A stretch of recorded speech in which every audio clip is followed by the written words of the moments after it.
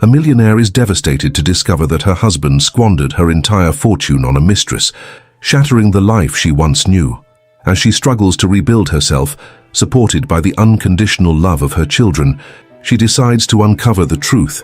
But what she finds goes beyond betrayal, a dark and unimaginable revelation that will change her life forever. The Los Angeles sun painted golden streaks across Victoria Graham's Hermes silk blouse as she stood at the floor-to-ceiling windows of her Bel Air estate, watching her children splash in the infinity pool below.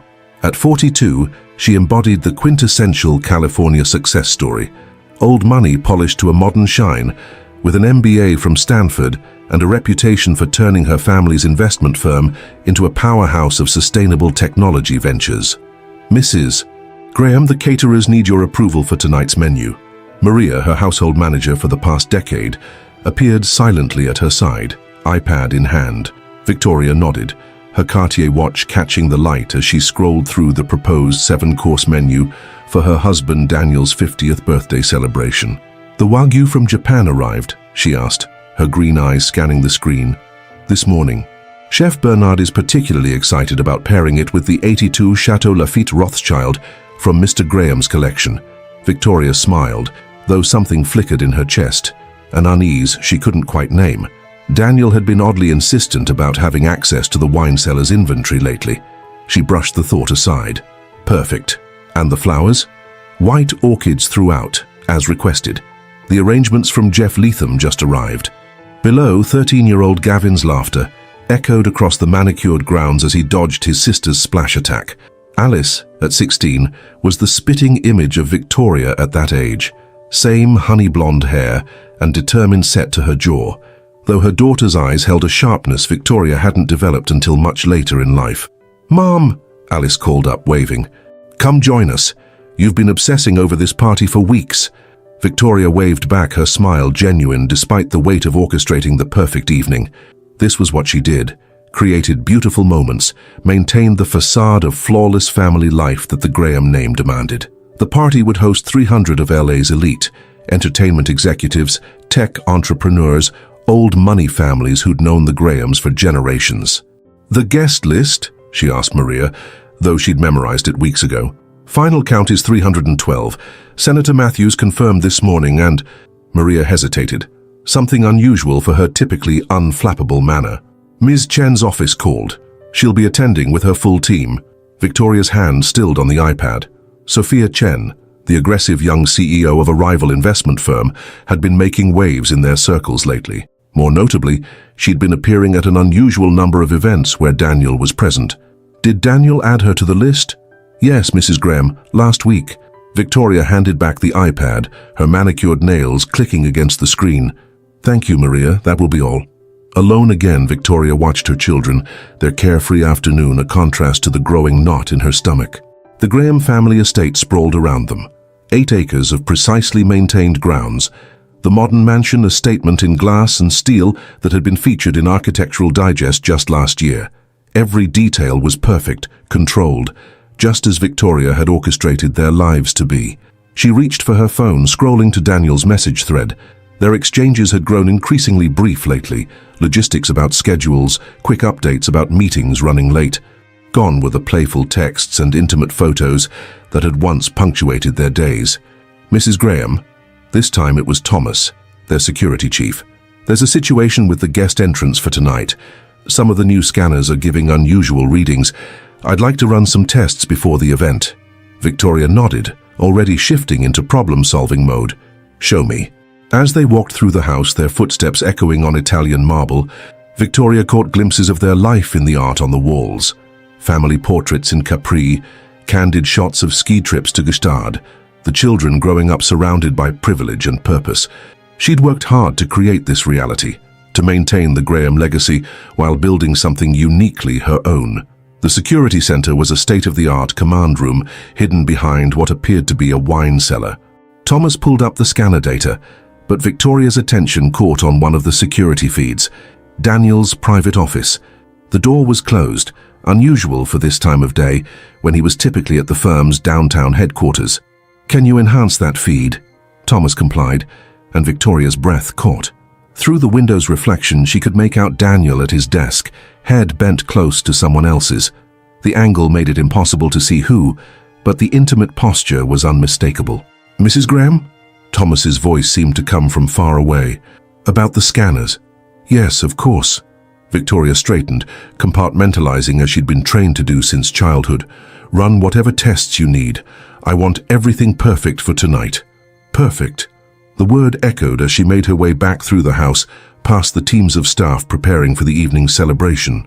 In the kitchen, Chef Bernard was directing his team like a conductor, the air rich with truffle and saffron. Florists transformed the grand hall into a wonderland of white orchids and crystal. Every surface gleamed, every detail attended to. Victoria's phone buzzed, a message from Alice. "Seriously, Mom, take a break. You're doing that thing again where you try to control everything." She smiled, despite herself. Her daughter had always been able to read her too well. Another message followed quickly. "Love you though, even when you're being crazy perfectionist, Mom." The love was there, undeniable in the casual way Alice tossed it into conversation, in Gavin's unguarded smiles, in the life she'd built. But as Victoria resumed her position at the window, watching the sun paint the pool in shades of gold and rose, she couldn't shake the feeling that she was standing on the edge of something.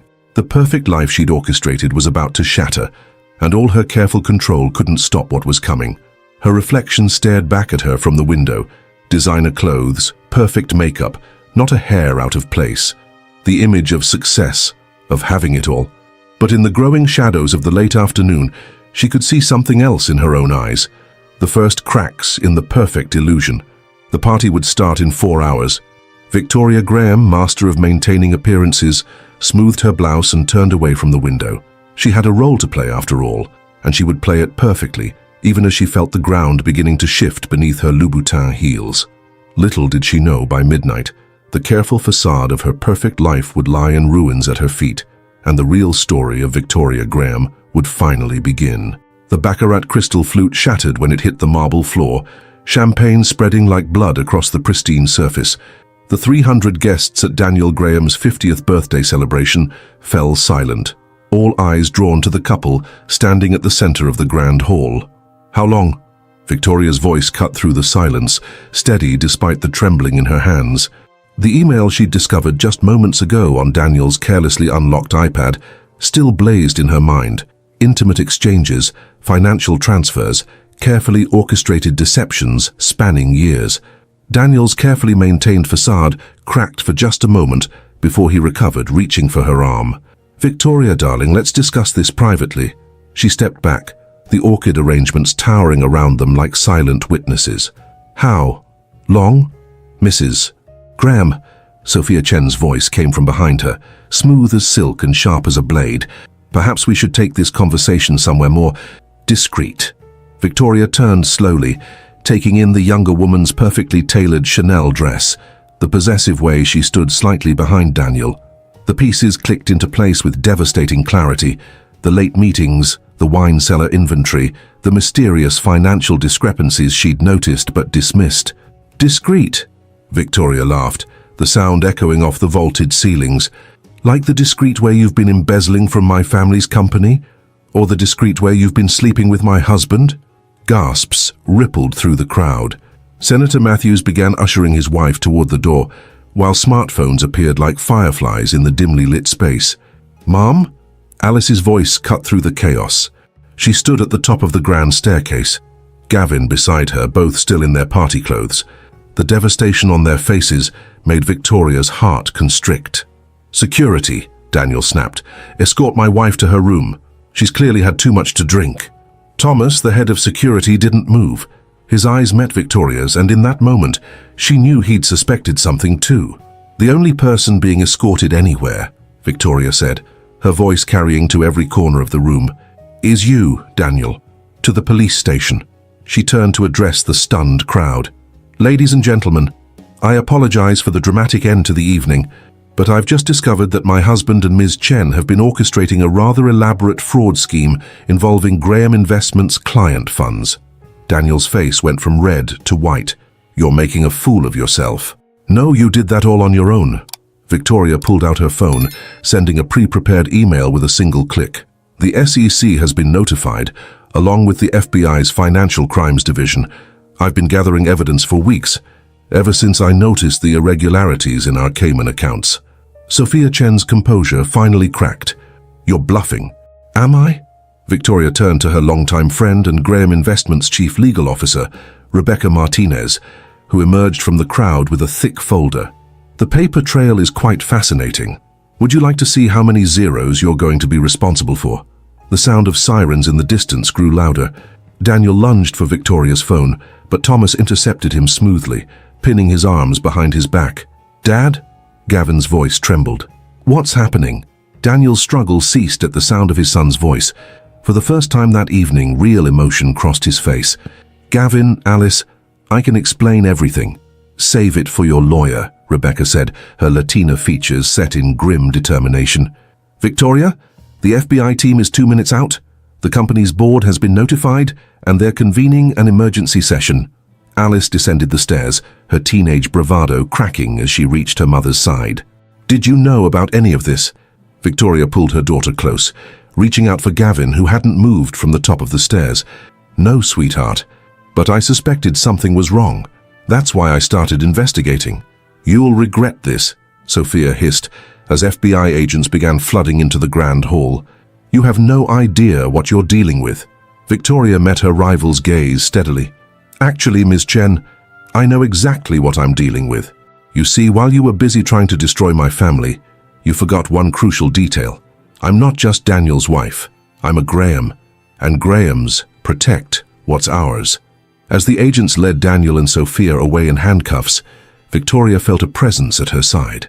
Maxwell Chen, Sophia's father, and one of Asia's most powerful banking magnates, regarded her with a mixture of respect and calculation. Impressive move, Mrs. Graham, he said quietly, but this won't end here. My daughter may have acted foolishly, but she has powerful friends. So do I, Mr. Chen. Would you like to compare lists? He smiled thinly. Perhaps we should discuss terms. Mom, Alice interrupted, her voice stronger now. The press is outside, all of them. Victoria straightened, squeezing her daughter's hand. Rebecca, start damage control.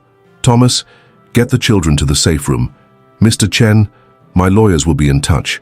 As the last guests were ushered out, Victoria found herself alone in the grand hall, surrounded by wilting orchids and half-empty champagne glasses.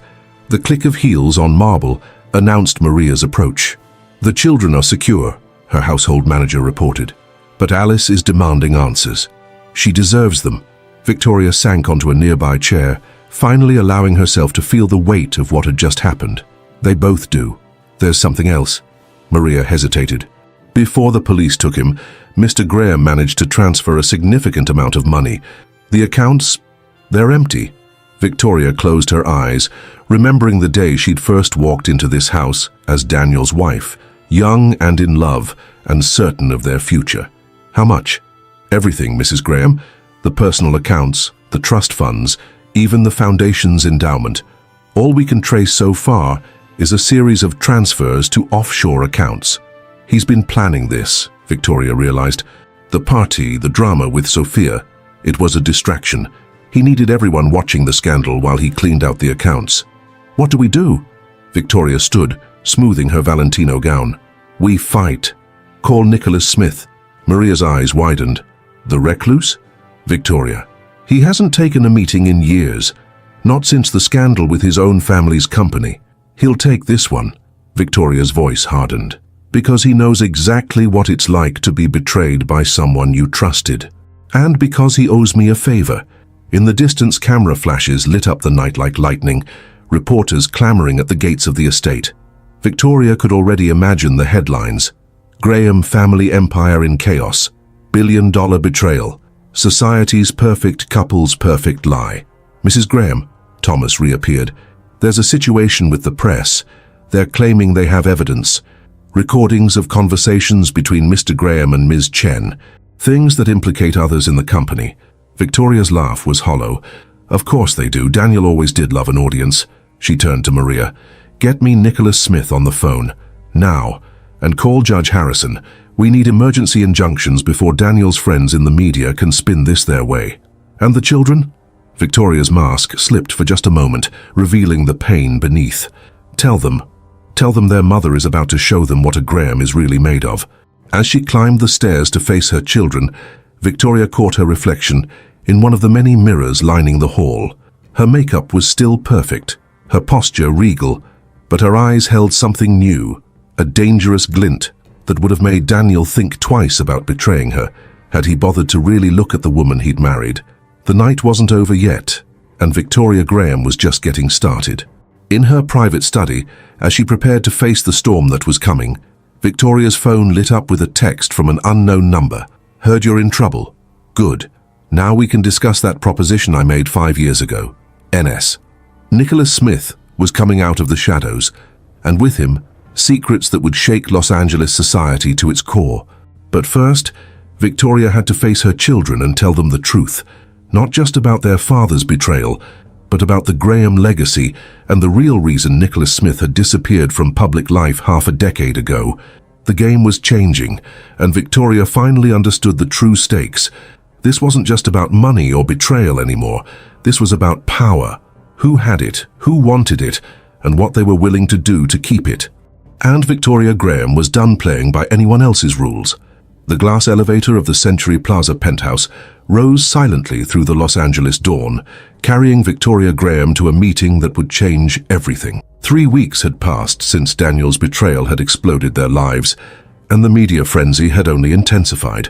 Now, as she watched the city spread out below her, Victoria held a manila envelope containing information that would shake the foundations of everything she thought she knew about her life.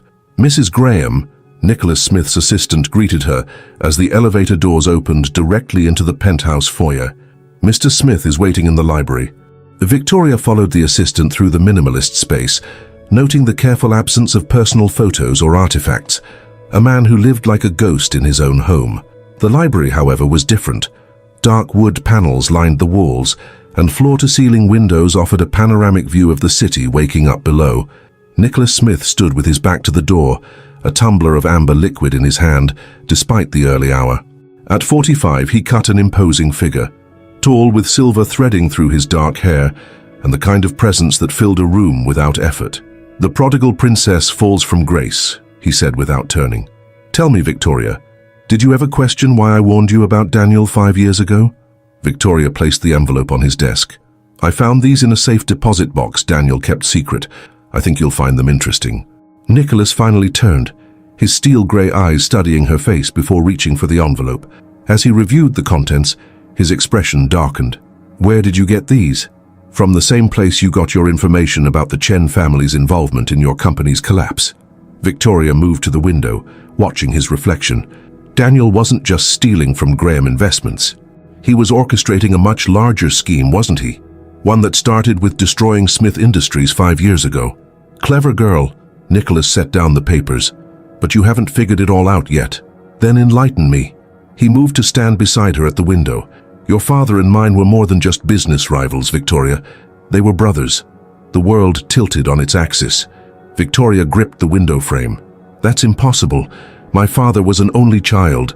Your grandfather was very good at erasing inconvenient truths. Just as he was good at ensuring his chosen heir, your father, received everything, while mine was cut out of the family fortune entirely." Nicholas's voice carried years of buried rage. "The Graham Empire was built on a foundation of lies and betrayal. Daniel didn't choose you by accident, Victoria. He was placed in your path." "By whom?" "By the same people who engineered my company's destruction. The Chen family is just the tip of the iceberg. There's a network of old money families who've been manipulating the markets, arranging marriages, and eliminating threats to their power for generations." He turned to face her. "Your grandfather was one of their architects." Victoria's mind raced, reassessing every memory, every family story she'd grown up with. The children's trust funds, they're not really empty, are they? No, they were never real to begin with. The money was moved years ago before Alice and Gavin were born. Daniel's recent transfers were just for show. Nicholas picked up a remote, pressing a button that transformed one of the library walls into a massive screen. "This is what your husband has really been doing with the Graham fortune." Data scrolled across the screen. Shell companies, offshore accounts, political bribes spanning decades. Victoria recognized names. Senators, judges, business leaders she'd dined with countless times. Why show me this now? Because in exactly 48 hours, the SEC is going to announce an investigation into Graham Investments that will make the headlines from Daniel's arrest look like a bedtime story. Nicholas's voice softened slightly. Your children will lose everything, not just their money, but their future. The Graham name will become toxic. Unless we stop it. Together. He handed her a glass of water, watching as she took a sip. I've spent 5 years building a case against the people who destroyed my family. With your help, with the evidence you've found, and your position within the Graham Empire, we can expose the entire network. Victoria set down the glass. At what cost? Everything. Nicholas's smile was razor sharp. But you're already losing that anyway. The question is whether you want to lose it on their terms or ours. A knock at the library door interrupted them. Nicholas's assistant entered with a tablet. Sir, you need to see this. It's about Alice Graham. Victoria's heart stopped as she saw the breaking news headline, Graham heiress in critical condition after suspicious car accident. The next hours passed in a blur of hospital corridors and police statements. Alice's Range Rover had been forced off Mulholland Drive, the brake lines cleanly cut. She survived, but barely.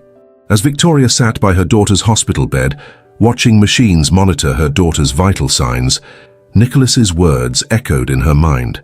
Mom? Gavin's voice came from the doorway. At 13, he suddenly looked much older. There's something you need to know about Dad, about what he told me the night of the party. Victoria patted the chair beside her. What is it, sweetheart? He said, Gavin's voice trembled. He said to tell you that the game isn't over and that some legacies can't be escaped. I didn't understand what he meant, but after what happened to Alice, a nurse appeared with a security update. They'd found a threatening note in Alice's locker at school. As Victoria read it, her blood ran cold. The handwriting was hauntingly familiar. It matched her father's perfectly, but he'd been dead for 3 years. She called Nicholas. I'm in, she said without preamble. But we do this my way. No more innocent people get hurt. There are no innocent people in this game, Victoria. That's what you need to understand. His voice was grim. Check your email. I'm sending you files about your father's death. It wasn't a heart attack. Victoria ended the call, her hand shaking as she opened the attachment. Crime scene photos, autopsy reports, evidence that had been buried. Her father's death had been the first move in a game she hadn't even known she was playing. Rebecca Martinez arrived at the hospital with news from Graham Investments. The board had called an emergency meeting. They're voting to remove you as CEO, she reported. But that's not the worst part. The company's internal auditors found something in the old records. Something about your marriage to Daniel. Let me guess, Victoria said quietly. It wasn't legal. Rebecca's eyes widened. How did you know? Because nothing in my life has been real. Victoria stood, straightening her spine. Call Judge Harrison. I need every document related to my father's estate, my marriage, and the children's birth certificates. Then get me everything you can find about Andrew Smith's disinheritance from the Graham family in 1975. Andrew Smith? Nicholas Smith's father? What does he have to do with this? Victoria looked through the hospital room window, where Gavin sat doing homework, trying to maintain normalcy, while his sister fought for her life. Everything. He has everything to do with it. And it's time the truth came out. She turned to her friend and lawyer. Rebecca, what I'm about to tell you will sound impossible, but I need you to listen carefully, because we have less than 48 hours to prevent a catastrophe that will destroy not just the Graham family, but half of Los Angeles' elite. As Victoria began to explain, alarms suddenly blared throughout the hospital. Code Blue, Alice's room. The game had escalated. And now Victoria understood. This wasn't just about money or power. This was about a decades-old vendetta, a family torn apart by greed, and a legacy of lies that was finally coming undone. As she rushed to her daughter's room, Victoria's phone buzzed with a text from an unknown number. Now you know why I chose Daniel to destroy you. Family tradition, after all. Welcome to the real Graham legacy, niece. SC.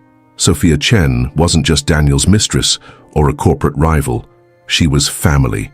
And the web of lies surrounding the Graham empire was about to unravel in ways that would change everything.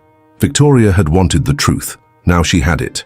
The question was, could she survive it? The next 12 hours became a brutal lesson in just how deep the Graham family's secrets went. As doctors fought to stabilize Alice, Victoria and Nicholas worked from a makeshift command center in the hospital's private wing, unraveling decades of carefully constructed lies. "Look at this," Nicholas said, spreading documents across a table. "Every major business decision your father made in the last 20 years was preceded by a meeting with this group." He pointed to a series of calendar entries, each marked with a simple symbol, a broken crown. "The Fallen Crown Society," Victoria breathed. "I always thought it was just a social club, old money families who traced their lineage back to European nobility. It's much more than that." Rebecca entered the room carrying a stack of files. "I just got these from Judge Harrison's sealed records. The society isn't just about networking, it's about maintaining power through arranged marriages and strategic alliances. Victoria, your marriage to Daniel wasn't just legally questionable, it was orchestrated by the society before you even met him." Victoria's phone buzzed again, another message from Sophia. "Ask Nicholas about Geneva, 1992. Ask him what really happened to your mother." "Your mother didn't die in a car accident," Nicholas said quietly, reading the message over her shoulder. "She found out about the society's plans for you. She was going to take you and run." Victoria's world tilted again. The accident was no accident, just like Alice's wasn't. Nicholas's face hardened. "They're following the same playbook. First a warning, then escalation, if the target doesn't fall in line." "Mrs. Graham?" A nurse appeared at the door. "Your daughter's awake, she's asking for you." Victoria rushed to Alice's room where her teenage daughter lay pale but alert. "Mom," Alice whispered, "I remember something about the accident. The driver, he had a tattoo, a broken crown." Before Victoria could respond, Gavin burst into the room. "Mom, Uncle Maxwell is here. He says he needs to talk to you right now." Victoria froze. "Uncle Maxwell?" "Mr. Chen," Gavin clarified. "He said you'd understand." The pieces clicked into place with devastating clarity. Maxwell Chen wasn't just Sophia's father, he was Victoria's uncle, her father's disgraced half-brother who'd supposedly died in a boating accident 20 years ago. "Get Nicholas," Victoria told Rebecca, "and call Judge Harrison, tell him to execute Protocol Nightshade." "Victoria," Maxwell Chen's voice came from the doorway. He looked exactly as she remembered from childhood visits, distinguished, powerful, and utterly dangerous. "We need to discuss the upcoming board vote and your daughter's future." "You stay away from my children," Victoria snarled. Maxwell smiled sadly. "They're family, Victoria. Everything I've done has been to protect the family legacy. Your father understood that in the end." "My father was murdered." "He was sacrificed," Maxwell corrected, "for the greater good, just as your mother was, just as you'll be if you continue down this path." "Security to the VIP wing," Victoria spoke clearly into her phone, "and Maxwell, you forgot something important about sacrifices." She smiled, and for the first time Maxwell Chen looked uncertain. "Sometimes they fight back." Alarms blared again, but this time it wasn't a medical emergency. Throughout the hospital, security doors slammed shut as Protocol Nightshade activated, a contingency plan Victoria's father had created years ago, though she'd never understood why until now. "What have you done?" Maxwell demanded. "Exactly what you taught the family to do," Victoria replied. "I gathered evidence, made alliances, and waited for the perfect moment to strike. The FBI is receiving every document about the Fallen Crown Society right now. Interpol is raiding properties in Geneva, and your sophisticated financial network, it's being dismantled as we speak. You'll destroy everything." "No, Uncle Maxwell, I'm going to rebuild it, but this time, on my terms." As federal agents swarmed the hospital floor, Victoria turned to her children. The truth was out, but the real war was just beginning. The Fallen Crown Society had ruled from the shadows for generations. Now, with Nicholas by her side and her children to protect, Victoria would bring those shadows into the light, no matter the cost. The next 48 hours would determine not just the fate of the Graham Empire, but the future of power in Los Angeles itself. Victoria Graham had finally embraced her true legacy, not as a society princess or a betrayed wife, but as someone far more dangerous, a woman with nothing left to lose and everything to fight for. And the game was just beginning. The Beverly Hills mansion that had once symbolized Victoria Graham's perfect life now stood empty, its contents seized by federal authorities. 2 months after the hospital confrontation, she sat in her new penthouse apartment in downtown LA, watching the sun rise over the city while Alice did her physical therapy exercises nearby. "I hate this," Alice muttered, struggling with a resistance band. Her injuries from the accident had healed, but the emotional scars ran deeper. "I hate that we had to leave our home. I hate that everyone at school whispers about us. I hate that nothing makes sense anymore." Victoria set down her coffee cup. "I know, sweetheart, but sometimes losing everything is how you find out who you really are." "Who are we then?" Alice's voice cracked. "Are we even really Grahams?" "We're survivors," Victoria answered, moving to help her daughter with the exercise. "And yes, we're Grahams, just not the kind of Grahams we thought we were." The elevator chimed, announcing Gavin's return from his morning therapy session. At 13, he'd started seeing Dr. Lauren Chen, no relation to Sophia, thankfully, to process the trauma of the past months. He entered carrying a paper bag from his favorite bakery. "Dr. Chen says I'm making progress," he announced, pulling out still warm croissants. "She thinks I'm ready to start visiting Dad." Victoria tensed but kept her voice neutral. "How do you feel about that?" Confused, Gavin settled on the couch, his young face serious. "I know what he did was wrong, but he's still my father. And after everything we learned about our family, maybe he was trapped too." Before Victoria could respond, her phone buzzed with a message from Nicholas. "Board meeting in 30. Bring the files from Geneva." "Go ahead," Alice said, noting her mother's hesitation. "We'll be fine. Besides, Aunt Rebecca's coming over to help with my college applications." Victoria gathered her materials, noting how her wardrobe had changed since their downfall. Gone were the Chanel suits and Louboutin heels. She'd sold most of her designer pieces to fund their legal battle, now favoring sleek, practical clothes that suited their new reality. The Graham Investments headquarters looked different too. Security had been overhauled, and many familiar faces were gone, either arrested or fled when the scandal broke. Nicholas waited in the boardroom, looking as imposing as ever in his bespoke suit. "The SEC completed their initial review," he said without preamble. "They're willing to let the company continue operating under new management, provided we implement all their recommended changes." Victoria spread the Geneva files across the table. "And the Fallen Crown Society?" "Scattered, but not destroyed. Maxwell's arrest spooked them, but old money has a way of protecting itself." Nicholas's expression darkened. "They're regrouping. My sources say they're planning something big." "Let them." Victoria's voice was steel. "We're ready this time."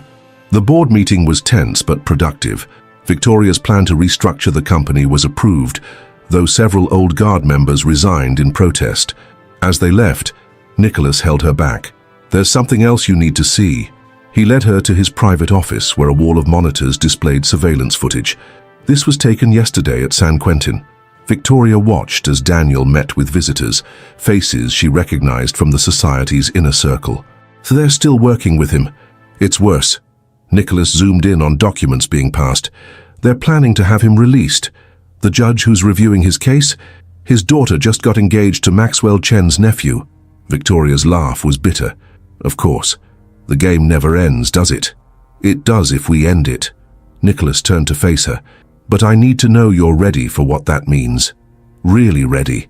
Their eyes met, and for a moment, the air crackled with unspoken tension. Since the truth about their family connection had emerged, their relationship had evolved into something complex. Part alliance, part friendship, and part something neither dared name. "I'm ready," Victoria said firmly, "but first, I need to take care of something." That evening, Victoria sat with her children in their new home, photos and documents spread around them. "It's time you knew everything," she began, "about our family, about Nicholas, about who we really are." For hours she talked, about the Graham family's true origins, about the power struggles that had torn brothers apart, about the real reason behind every carefully arranged marriage and business deal. Alice and Gavin listened, asking questions, processing their transformed reality. "So Nicholas is really our uncle?" Gavin asked finally. "Yes, and he's been fighting to expose the truth for years." Victoria hesitated. "There's something else. The company restructuring. It's not just about survival, it's about creating something new, something that can't be corrupted by the old power structures." Alice sat up straighter, her physical therapy forgotten. What do you mean? I mean, I'm not just saving our family legacy, I'm transforming it. Victoria pulled out new business plans. Graham Investments is becoming Graham Foundation for Innovation and Ethics. We'll still manage wealth, but with a focus on sustainable technology, ethical investing, and supporting whistleblowers who expose corruption. The society will try to stop you, Gavin pointed out. Let them try. Victoria smiled. Because this time we have something they don't. What's that? The truth, and each other. Later that night, after the children were asleep, Victoria stood on her penthouse balcony. The city sparkled below, so different from her view in Bel Air, yet somehow more real. Her phone buzzed with a text from Nicholas. "Tomorrow? Tomorrow," she replied, thinking of the press conference they'd planned, the one where they'd reveal everything about the society's centuries of manipulation. The elevator chimed again. Rebecca Martinez emerged, carrying fresh evidence. "You need to see this," she said, her face grave. "It's about your mother's death. There's more to the story." Victoria took the file, her hands steady. She was done being afraid of the truth, done hiding from reality, done playing by rules written by corrupt men in hidden rooms. As she read the new revelations, her resolve strengthened. The society had taken everything from her, her marriage, her wealth, her illusions, but they'd given her something too: clarity, purpose, and a chance to build something real from the ashes of her perfect lie.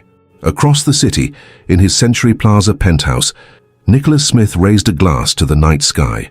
On his desk lay the final piece of evidence they needed, proof that would shake Los Angeles society to its core. Tomorrow, the world would learn the truth about the fallen Crown Society. Tomorrow, decades of carefully maintained power structures would crumble. But tonight, he thought of Victoria, of her strength, her transformation, her unflinching courage in the face of devastating truth. They were more than allies now, more than family bound by hidden blood ties. They were revolutionaries preparing to tear down an empire built on lies and rebuild something true in its place.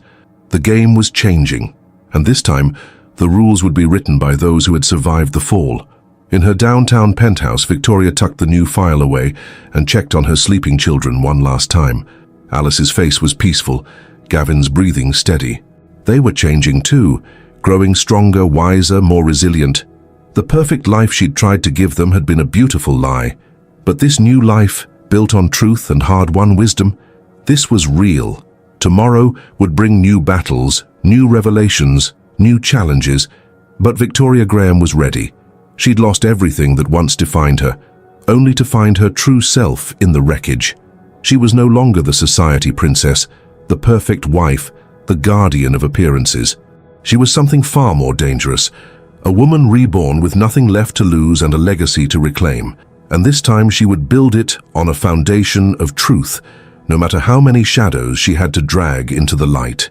The night deepened, and somewhere in the city, the remaining members of the Fallen Crown Society gathered to plot their counterattack. But they didn't understand what they were facing.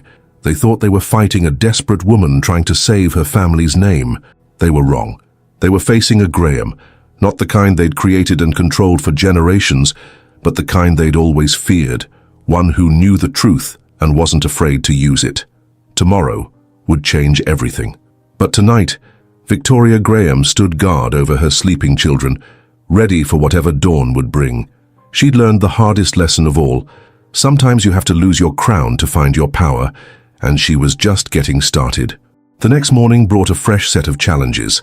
As Victoria prepared for the day, her phone lit up with an urgent message from one of Nicholas's investigators. They'd uncovered new information about Daniel's early connection to the Fallen Crown Society, evidence that went back even further than they'd imagined. "Mum?" Alice appeared in the doorway of Victoria's home office, her physical therapy exercises complete for the morning. "I've been thinking about something. About Dad's old study in the mansion." Victoria looked up from her laptop. "What about it? Remember that weird panel behind his desk? The one he never let anyone touch?" Alice's eyes held a familiar determination. "I think I know what's behind it. I overheard him once talking to Uncle Maxwell about the archives." Before Victoria could respond, her secure line rang, the one only 5 people had access to. Nicholas's voice was tense when she answered. "We have a problem. The judge reviewing Daniel's case. He just called an emergency hearing for tomorrow morning." "That's too soon," Victoria said, her mind racing. "We're not ready with the full evidence package." "Exactly. They're trying to force our hand." Nicholas paused. "But there might be another way. Alice's deposition about the accident, if she testifies about the broken crown tattoo." "No." Victoria's voice was firm. "I won't put my children at risk again." "Mum," Alice interrupted, having heard Nicholas's voice through the speaker. "I want to do it. I'm tired of being afraid." Victoria studied her daughter's face, seeing not just determination, but a new kind of strength there. At 16, Alice had been forced to grow up too fast, but she'd done it with remarkable grace. "There's something else," Gavin said, appearing beside his sister. "I found Dad's old ledger, the real one." He pulled a small leather-bound book from his backpack. "It was in my old treehouse. I think he wanted me to find it." Victoria took the book with trembling hands. Inside were detailed records of every Fallen Crown Society meeting for the past 20 years. Dates, locations, decisions made. But more importantly, there were notes in the margins written in Daniel's careful hand. Warnings, doubts, signs of a conscience struggling against the weight of tradition and power. "He was trapped," Gavin said quietly. "Just like you said he might be. But he left us a way to fight back." The revelation sparked a new plan in Victoria's mind. She called Rebecca, putting the phone on speaker. "The Graham mansion. We need to get back in, tonight." "The FBI still has it sealed," Rebecca cautioned. "Not the grounds," Victoria corrected, "and not the treehouse." That evening, as the sun set over Los Angeles, Victoria found herself leading an unlikely expedition. Nicholas provided security, while Rebecca handled the legal logistics of accessing the property. Alice and Gavin guided them to the treehouse, a surprisingly sophisticated structure that Daniel had built 5 years ago. "Here," Gavin said, pressing a hidden panel. A compartment opened, revealing more ledgers, USB drives, and a letter addressed to Victoria. With shaking hands, she opened it. "Victoria, if you're reading this, then everything has fallen apart exactly as I feared it would. The Society's power was never meant to last. It's built on lies too big to sustain. I played my part believing I could change things from the inside, but I was wrong. The corruption goes too deep. What I did to you and our children is unforgivable. But maybe this can help make things right. In the mansion study behind the panel, Alice has no doubt told you about by now, you'll find everything. Every secret, every crime, every manipulation going back generations. The Society thinks they own us all, but they forgot something important. Grahams aren't just made by blood, they're made by choice. And you, Victoria, are the strongest Graham I've ever known. Even if I never told you the truth about your heritage, protect our children, and finish what I was too weak to do, Daniel." Victoria folded the letter, her mind processing this new complexity. Daniel hadn't been just a villain in their story. He'd been a player in a game too big for any one person to control. It didn't excuse his actions, but it added layers to their narrative that would be crucial in the fights to come. "Mrs. Graham," one of Nicholas's security team approached urgently. "We've got movement at the mansion's main gate, FBI vehicles." They had to move fast. Victoria looked at her children, seeing not victims, but allies now. "Alice, Gavin, I need you to make a choice." "What happens next? It's going to change everything. Are you ready for that?" Alice took her brother's hand. "We're Grahams, right? The real kind, not the kind they tried to make us be." Gavin nodded. "We're ready, Mum." As they made their way back to their downtown sanctuary, Victoria's phone buzzed with messages from Society members, threats, bribes, desperate attempts to maintain control. She ignored them all. Tomorrow's hearing wouldn't just decide Daniel's fate.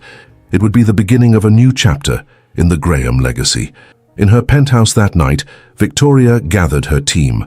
Nicholas brought in trusted investigators, Rebecca prepared legal strategies, and the children shared everything they could remember about the Society's meetings at their home. The pieces were coming together, forming a picture bigger than any of them had imagined. "The Society isn't just about money," Nicholas explained, examining Daniel's ledgers. "It's about control. They've been engineering every major business and political decision in Los Angeles for generations." "Not anymore," Victoria said firmly. "Tomorrow we don't just expose them. We give people a choice about what kind of world they want to live in." As midnight approached, Victoria found herself alone on the balcony again. The city lights flickered below, each one representing a life touched by the society's machinations. Tomorrow would bring chaos, danger, and the kind of changes that couldn't be undone. But looking back at her children, working together at the dining room table, she felt something she hadn't experienced since before Daniel's betrayal. Hope. Not the fragile hope of a perfect life maintained through lies, but the solid hope of truth finally coming to light. The Fallen Crown Society had spent generations building their power through secrets and fear. Victoria Graham was about to show them the power of truth and courage, and she wasn't doing it alone. The next morning would bring either triumph or disaster. But whatever came, they would face it together, not as pawns in someone else's game, but as architects of their own destiny. The sun began to rise over Los Angeles, painting the sky in shades of gold and promise. Victoria Graham squared her shoulders, ready for whatever the dawn would bring. The time for hiding was over. Let them come. She was ready. The Los Angeles Federal Courthouse loomed against the morning sky, its marble steps already crowded with reporters and photographers. Victoria Graham stood in the private entrance, watching the chaos unfold on the security monitors. In less than an hour, Daniel's hearing would begin. But that was just the surface of what was about to happen. "They're all here," Nicholas reported, joining her with a tablet displaying security feeds. Every major member of the Fallen Crown Society, Maxwell Chen, the Huntington Smiths, the Caldwell family, even the European contingent flew in. Of course they did. Victoria adjusted her simple but elegant navy suit. No designer labels anymore, but impeccably tailored. They think they're here to watch Daniel's release. Instead, they're walking into their own exposure. Rebecca Martinez burst through the door, her usually composed demeanor shaken. "We have a problem. Judge Harrison was just found unconscious in his chambers. They're saying it was a stroke, but we know better," Victoria finished. "Who's replacing him?"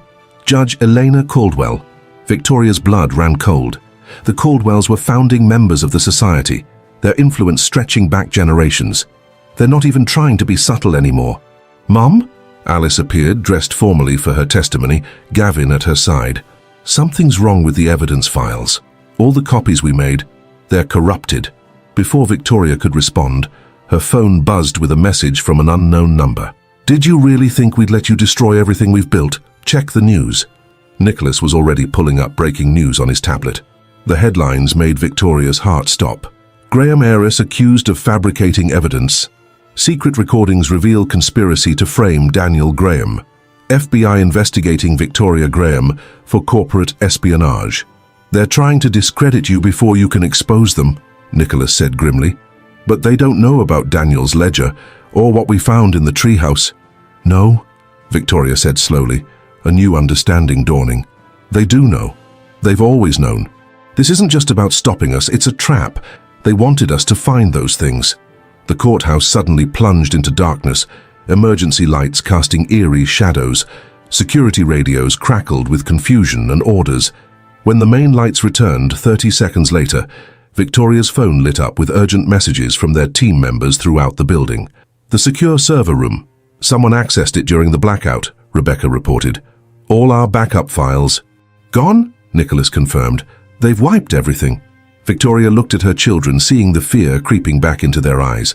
For a moment, she was transported back to that night at the Bel Air mansion, watching her perfect life crumble. But this time was different. This time she knew who she really was. "New plan," she announced, gathering her team close. "They think they know what we're going to do. They think they know all our moves because they've been controlling the game for so long. So let's show them something they've never seen before." "What do you mean?" Alice asked. Victoria smiled, and for the first time, her daughter saw the full strength of the woman who'd emerged from the ashes of their old life. "We're going to tell the truth, not just about the society, but about everything.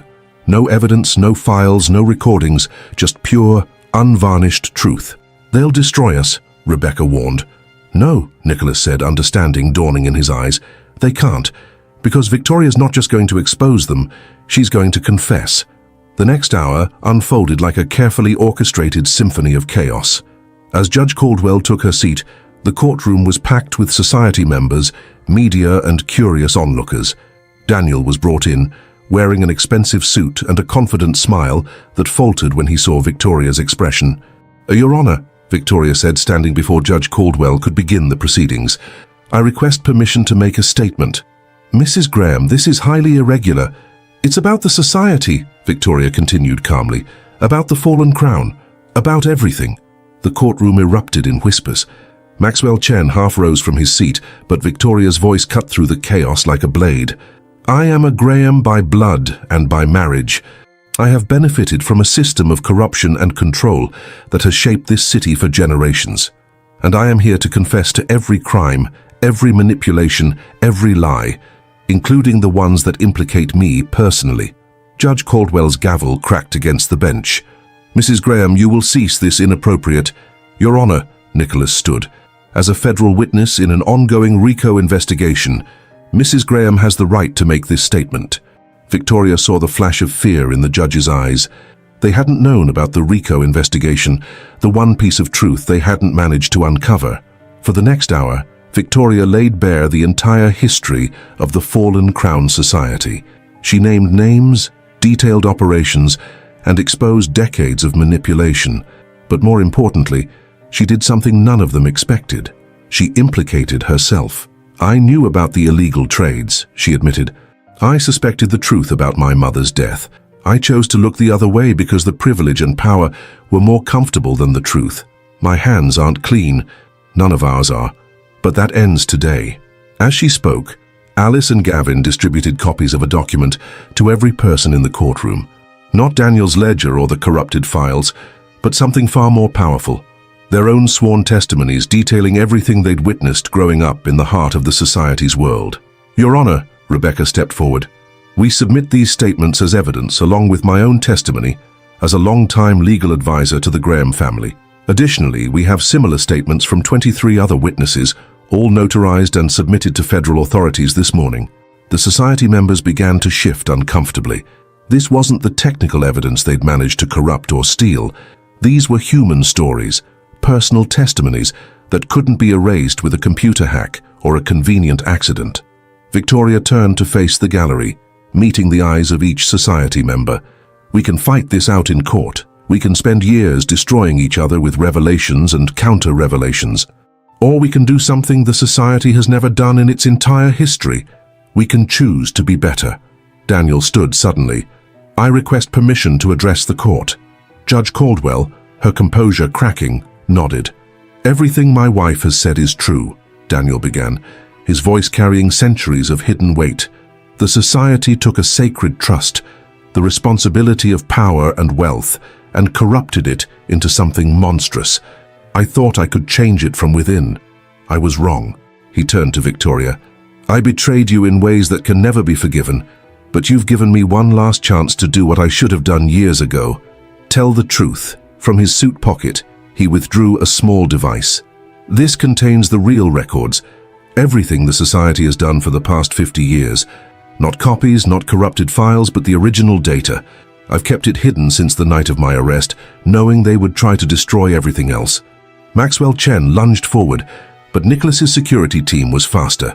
As Chen was restrained, more society members tried to flee, only to find federal agents waiting at every exit. "Order!" Judge Caldwell's gavel cracked again, but her authority was crumbling as visibly as the society's power structure. Victoria stepped forward one last time. "Your Honor, I move for an immediate recess so that federal authorities can properly secure all evidence and ensure the safety of all witnesses." The judge had no choice. As the courtroom erupted into controlled chaos, Victoria felt Alice's hand slip into hers. On her other side, Gavin stood tall, no longer the frightened boy from that night at the mansion. "Mom," Alice whispered. "Look." Through the courthouse windows, they could see the media frenzy exploding. Phones buzzed throughout the room as the story broke across every major network. Fallen Crown Society exposed, decades of corruption unveiled.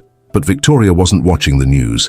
She was watching the society members, proud men and women who had wielded power from the shadows for generations, as their carefully constructed world crumbled around them. Some looked broken, others angry, but a few looked relieved. Nicholas appeared at her side. "Federal agents are securing the evidence. It's over." "No," Victoria said softly. "It's just beginning." As they left the courthouse, reporters shouting questions from behind security barriers, Victoria thought about legacy, not the false one built on secrets and control, but the real one she was building with every truth told, every wrong exposed, every step toward something better.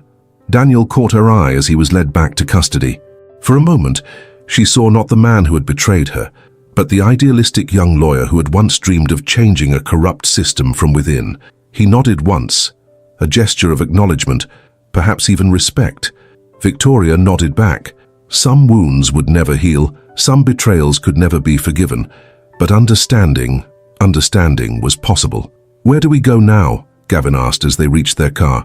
Victoria looked at her children, then at Nicholas and Rebecca, her chosen family forged in the fire of truth. "Home," she said. "We go home and start building something real." The Los Angeles sun painted the courthouse steps golden, just as it had once gilded their perfect lives in Bel Air, but this light felt different, cleaner, clearer, more honest. The fallen Crown Society had finally fallen, and from its ashes something new would rise, not a dynasty built on secrets, but a legacy founded on truth. As their car pulled away from the courthouse, Victoria's phone lit up one last time. A message from an unknown number. "The game isn't over, Victoria. It's just changing players." She smiled, thinking of the next generation, Alice and Gavin, and all the other children of privilege who would now have a chance to choose a different path. "Good," she typed back. "Because this time we're writing new rules."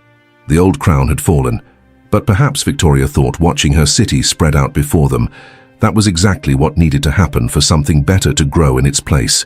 The real work was just beginning.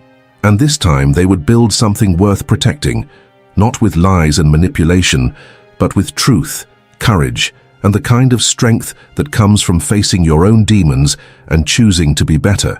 The Graham legacy was being rewritten, and this time every word would be true. The aftermath of the courthouse revelation unfolded like a carefully orchestrated symphony.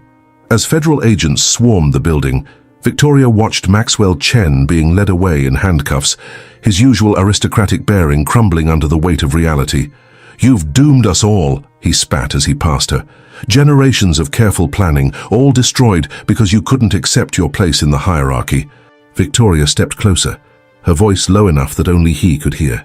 "No, Uncle Maxwell, I destroyed it because I finally understood my true place, not as a pawn in your games, but as someone strong enough to end them." The next 48 hours became a whirlwind of depositions, media statements, and security measures. The society's members scattered like rats from a sinking ship, but Nicholas's network of investigators tracked every movement, every desperate attempt to hide assets or destroy evidence. In her temporary office at the federal building, Victoria worked tirelessly with Rebecca and a team of prosecutors, unraveling decades of financial manipulation. The scope of the society's influence was staggering. Judicial appointments, corporate mergers, even presidential campaigns had been shaped by their hidden hand. Mrs. Graham, a young FBI agent, appeared at her door. "We found something in the mansion's hidden vault, something about your mother's death." Victoria followed him to a secure room where photographs and documents covered the walls. There, finally, she learned the full truth about her mother's last days, her discovery of the society's plans for Victoria, her desperate attempt to expose them, and her final meeting with Andrew Smith, Nicholas's father. "She wasn't just trying to save you," Nicholas said softly, studying the evidence.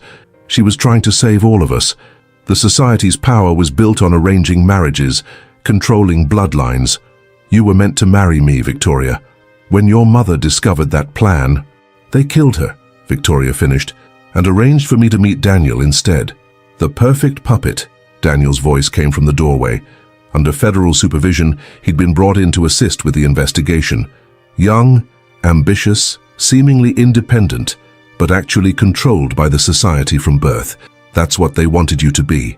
Victoria turned to face her husband, soon-to-be ex-husband, seeing him clearly perhaps for the first time. "And you? What did you want me to be?" Daniel's smile was sad. "Free, eventually. I thought if I played their game long enough, gained enough power from within, I could dismantle it all without destroying you in the process. I was a fool." "Yes," Victoria agreed. "You were, but so was I, believing in the perfect life they designed for us." Across the city, society members were being arrested, Evidence was being seized, and a century of carefully maintained power was crumbling. Alice and Gavin, protected by Nicholas's security team, watched the news coverage from their downtown penthouse. "Look at this," Alice called out as Victoria returned home that evening. She pointed to her laptop screen where social media was exploding with revelations. Children of other society members were coming forward, sharing their own stories of manipulation and control. "It's not just about taking down the old guard," Gavin observed, showing unexpected wisdom for his 13 years. "It's about making sure nothing like this can ever happen again." Victoria gathered her children close, breathing in the reality of their survival, their strength. "That's exactly right. Which is why what we do next is just as important as what we've already done." The next morning, Victoria called a press conference on the steps of the Graham Investments building. Surrounded by her family, both blood and chosen, she announced the creation of the Truth and Reconciliation Commission, designed to help society members and their families come forward, make amends, and participate in building a more transparent future. "The Fallen Crown Society operated on secrets and shame," she told the assembled reporters. Its power came from making people believe they were either superior because of their bloodline or trapped because of their knowledge. "Today we're offering a different choice, the chance to be part of something honest, something real." As she spoke, more evidence continued to emerge. The society's influence had reached into every corner of Los Angeles power structures. But with each revelation came an opportunity for change, for redemption, for a new way of wielding influence and wealth. "Mrs. Graham," a reporter called out, "there are rumors that some society members are planning retaliation. Are you concerned for your safety?" Victoria's smile was steel wrapped in silk. "The society's power came from shadows and secrets. We've dragged everything into the light. Let them try to retaliate. The whole world is watching now." That evening, as the sun set over Los Angeles, Victoria hosted a different kind of gathering in her penthouse. Children of society members, including Alice and Gavin, met to discuss their shared experiences and their hopes for the future. Among them was Sophia Chen's teenage daughter Maya, who had been as much a pawn in the game as anyone. "We can't erase what our parents did," Maya said during the discussion, "but we can choose to be different." Victoria watched the next generation talking, planning, dreaming of a better way. They weren't interested in secret societies or hidden power. They wanted transparency, accountability, real change. Nicholas joined her on the balcony. "The European branches are falling. Once the Los Angeles center was exposed, everything else started unraveling." "Good," Victoria said. "Let it all come down. We'll build something better." "Together?" he asked, the word carrying weights of meaning, their shared blood, their complicated past, their possible future. Victoria thought of all the carefully arranged marriages in their family's history, all the relationships built on power instead of truth. "Together," she agreed, "but on our terms this time." In his prison cell, Daniel Graham received the news of the society's continuing collapse. He smiled, thinking of the young idealist he'd been, thinking he could change the system from within. Victoria had found a better way, not infiltration or manipulation, but complete transformation. The Graham legacy was changing, becoming something no one could have predicted. The fallen crown would never rise again, but from its ashes something new was growing, something built on truth, courage, and the kind of power that comes not from controlling others, but from setting them free. And Victoria Graham, once the perfect society wife, now stood at the center of the transformation, no longer wearing a crown of lies, but carrying a torch of truth that would light the way forward for generations to come. The game was over. The real work had begun. 1 year after the fall of the Fallen Crown Society, Victoria Graham stood in her new office at the transformed Graham Foundation headquarters. The space was different now. Gone were the oppressive dark woods and heavy drapes, replaced by open spaces and walls of glass that let in the California sunshine. It was symbolic of the transparency she'd brought to every aspect of the family's operations. "The final audit reports are in," Rebecca Martinez announced, entering with a thick folder. "Every society-connected account has been traced, every asset accounted for. The restitution process can begin." Victoria nodded, scanning the documents. The past year had been devoted to unraveling decades of financial manipulation. The numbers were staggering: billions in hidden assets, generations of wealth built on corruption and control. "And Daniel's plea deal?" she asked, though she already knew the answer. Finalized this morning. 8 years with possibility of parole in 5, in exchange for his continued cooperation in prosecuting the society's remaining members. Rebecca hesitated. He's asked to see the children. That's their choice to make now. Victoria looked out her window at the Los Angeles skyline. They're old enough to decide for themselves. The transformation of the Graham empire had been more complete than anyone could have predicted. The investment firm had been restructured into the Graham Foundation for Ethics and Innovation, focusing on supporting whistleblowers and promoting corporate transparency. The billions recovered from society members were being channeled into education, social justice initiatives, and programs helping families break free from cycles of manipulation and control. "Mom?" Alice appeared in the doorway, her posture confident in a way it hadn't been a year ago. At 17, she'd become an outspoken advocate for reform in elite educational institutions, using her own experiences to push for change. "The Youth Council is ready for you."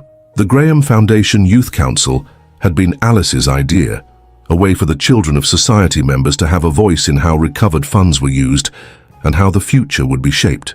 They met monthly in what had once been the society's secret meeting room, now transformed into a bright open space for honest dialogue.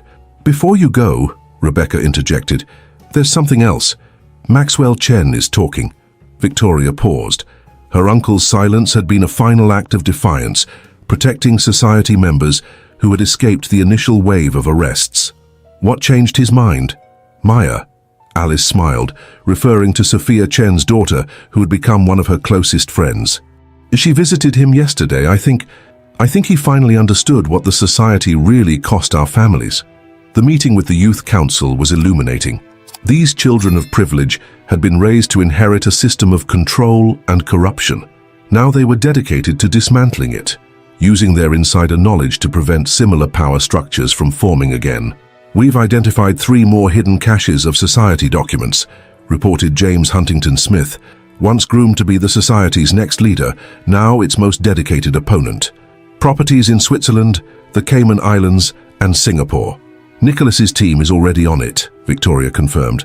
Her relationship with Nicholas had evolved over the past year, growing into something neither of them had expected.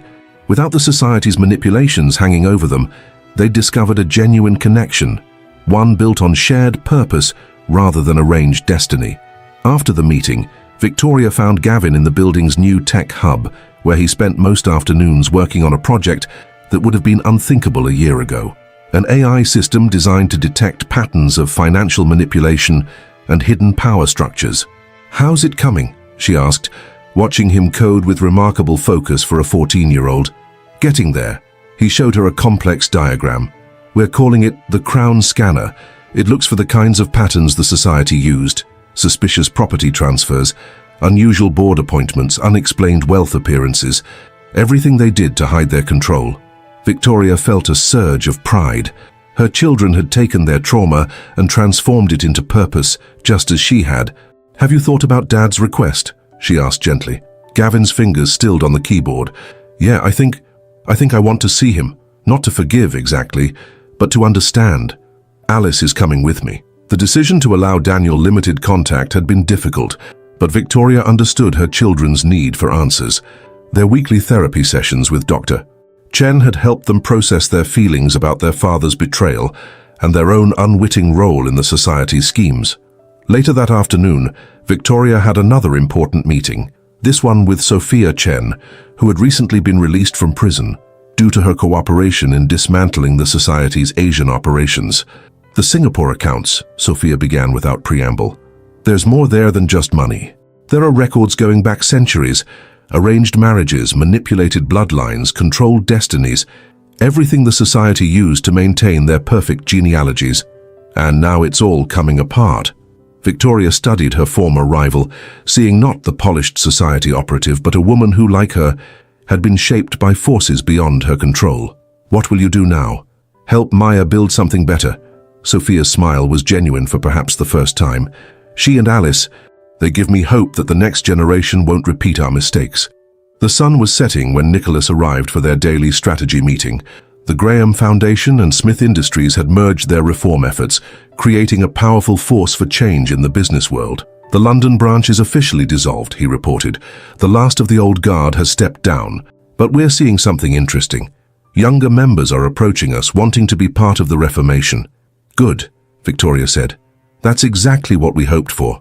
Change doesn't just come from exposing corruption. It comes from giving people a better path forward." They worked late into the evening, as they often did now. Their relationship had become a partnership in every sense, built on shared purpose and genuine understanding. The society's plans to match them had been about control. Their choice to be together now was about freedom. At home in their downtown penthouse, no longer a temporary refuge but a true home, Victoria found her children waiting with takeout from their favorite Thai restaurant. These casual family dinners had become sacred, a time to be real with each other in ways their perfect Bel Air life had never allowed. "Maya's organizing a summit," Alice announced between bites of pad Thai. "Children of society members from around the world, coming together to share their stories and plan for the future. She wants me to help lead it." "James is helping too," Gavin added. "He's been amazing at getting European members to open up about their experiences." Victoria listened to her children talk, marveling at their resilience and vision. They were building something she couldn't have imagined a year ago, a network of truth and support, using the society's old connections for healing rather than control. Later that night, as she reviewed the latest foundation reports, Victoria found herself thinking about legacy. The Graham name had once stood for power maintained through secrets and lies. Now it was becoming synonymous with transparency and reform. Her phone buzzed with a message from Daniel. "The kids are coming to see me next week. Thank you for letting them make that choice.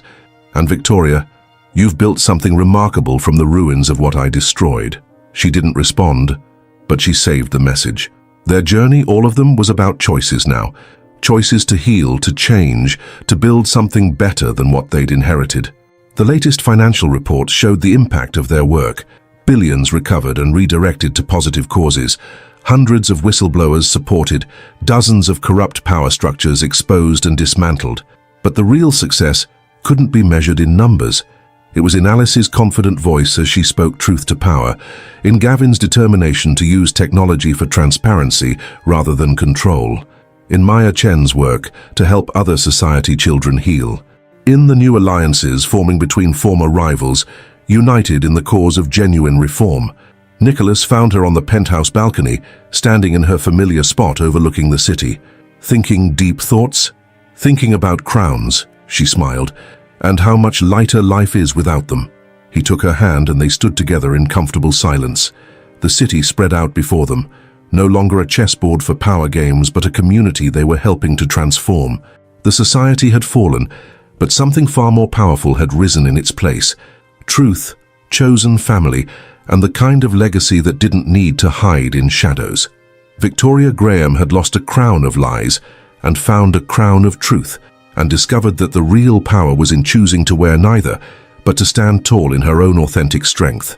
The game was truly over. The work of building something better would never end. And that, Victoria realized, was the most perfect ending of all. 5 years later, the Grand Hall of the Graham Foundation for Ethics and Innovation buzzed with anticipation. Hundreds of guests filled the space that had once hosted society power plays and manipulated deals. Now it was transformed, both physically and symbolically, into a beacon of transparency and change. Victoria Graham stood at the podium, watching her daughter Alice approach the stage. At 22, Alice had grown into a formidable woman, already making waves in international corporate reform.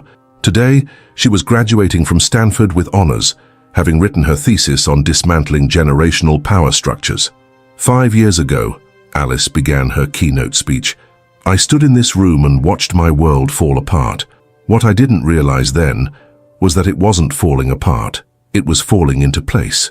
In the audience, Gavin sat with his coding team. At 19, he had turned the Crown Scanner project into a revolutionary AI system for detecting corporate corruption, now used by regulatory agencies worldwide. His relationship with Daniel had evolved into something complex but honest, regular prison visits that focused on understanding rather than forgiveness.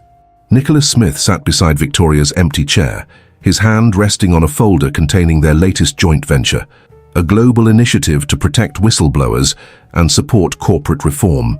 Their relationship had deepened over the years, built on shared purpose and genuine love rather than societal expectations. The Fallen Crown Society believed that power came from secrets, Alice continued. They thought controlling information meant controlling people. But they forgot something crucial. The truth doesn't stay buried forever. And when it emerges, it doesn't just expose corruption, it creates opportunity for real change. Victoria felt tears prick her eyes as she watched her daughter speak. The past 5 years had brought changes no one could have predicted. The Graham Foundation had become a global force for corporate ethics. The Children of Society members had formed an international network dedicated to transparency and reform. Even some of the old guard like Maxwell Chen had eventually chosen truth over power, contributing to the dismantling of similar organizations worldwide. Today, we're not just celebrating personal achievements. Alice gestured to the gathered graduates of the Foundation's Ethics in Leadership program. We're celebrating a fundamental shift in how we view power and responsibility. Real strength isn't in what we can control, it's in what we can change. Maya Chen, sitting with her mother Sophia in the audience, smiled knowingly. She and Alice had become inseparable, their childhood trauma transformed into a powerful partnership for change. Together, they had created support networks for families breaking free from cycles of manipulation and control. Daniel watched the ceremony from a monitor in his halfway house, where he was completing his final months of supervised release. His cooperation had helped expose and dismantle society operations across 3 continents. Though he could never fully repair what he'd broken, he had found purpose in helping others avoid the traps he'd fallen into. The Graham name once stood for perfect facades and hidden power. Alice's voice grew stronger. Today it stands for something else. The courage to choose truth over tradition, transparency over control, and real connection over manufactured perfection. Victoria felt Nicholas's hand find hers as they listened to the next generation articulate their vision for the future. Their own wedding, 6 months earlier, had been a simple ceremony focused on genuine joy rather than social performance. The opposite of everything the society had planned for them decades ago. So today, as we look to the future, Alice concluded, we carry forward not a legacy of secrets, but a commitment to light. Because the real power, the kind that changes the world, doesn't come from controlling the game. It comes from changing the rules. The applause was thunderous. Victoria watched as Maya joined Alice on stage, the 2 young women embracing as cameras flashed. They were the future, not just of the Graham legacy, but of a new way of wielding influence and wealth. Later that evening, in a quiet moment at the celebration reception, Victoria found herself back on her familiar balcony.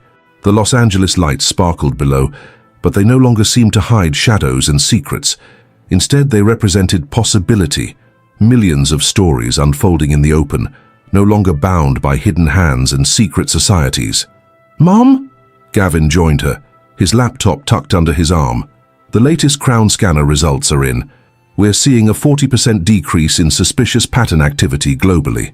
It's working." Victoria hugged her son, marveling at the man he'd become. "It's working because people like you chose to build something better." Nicholas appeared with Alice and Maya, carrying champagne flutes. "To the next chapter," he proposed.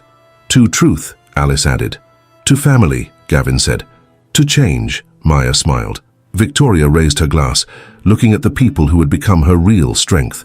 Not a carefully curated society family, but a chosen one built on honesty and purpose. "To all of it," she said softly, "and to everything yet to come."